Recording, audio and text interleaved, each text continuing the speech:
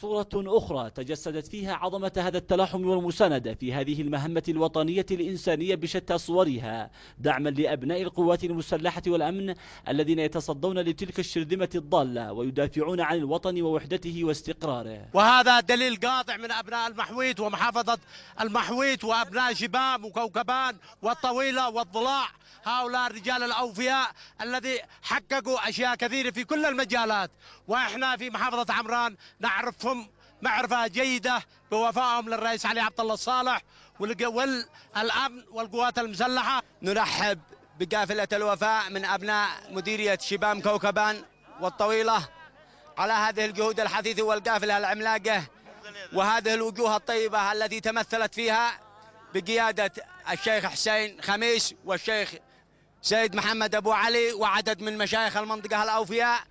هذا وقد وصلت هذه القوافل الإغاثية إلى محافظة عمران، وكان في استقبالها أمين عام المجلس المحلي بالمحافظة صالح زمام المخلوس وعدد من وكلاء المحافظة والأعيان والمشايخ بالمحافظة.